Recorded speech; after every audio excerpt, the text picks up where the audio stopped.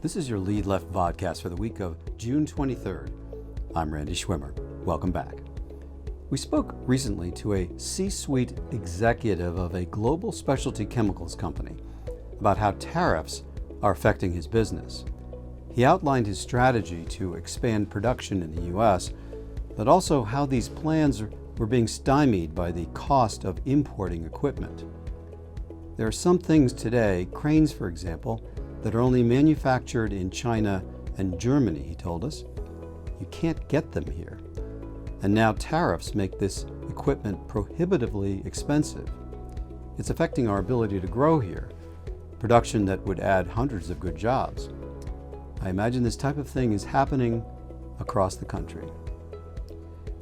The impact of tariffs, despite post-Liberation Day softening of some policies, is real. National policies are typically designed to fix problems, not create them. We are a source of global instability, not stability, a top economist told a private markets audience last month. On average, he reported, U.S. tariffs will increase from 2% on average to 15%. Assuming every 1% tariff increase adds 10 basis points to inflation, this means we could be going from a 2.5% CPI to 3.5%. For that same increase, he continued, GDP slips by 7 to 8 basis points.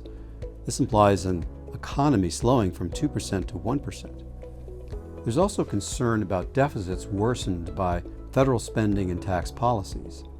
The primary deficit, which excludes interest payments on the debt, as a percent of total GDP should be 0, not 3 to 4%. The actual deficit is 7%, way above other nations.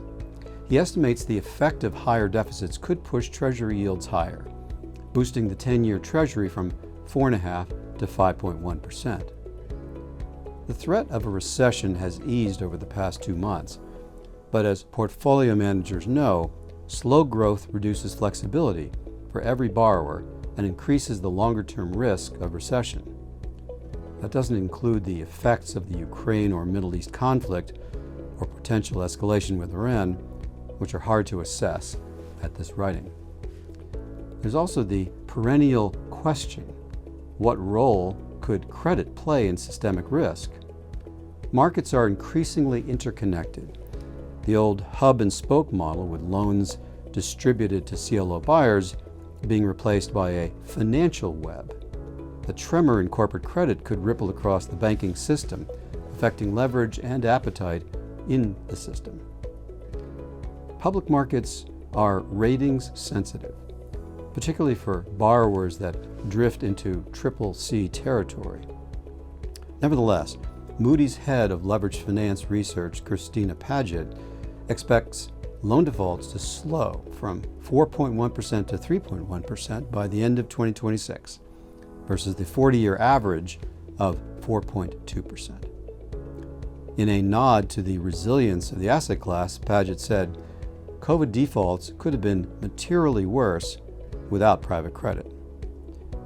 What's the risk environment today? Well, M&A has been slow and exogenous risks remain, but the economy is still pretty good. And while rates are higher, they appear to be headed lower. Private credit is fortified, she said. Always fortified here at the Lead Left. This is Randy Schwimmer, wishing you and your families a safe and healthy week.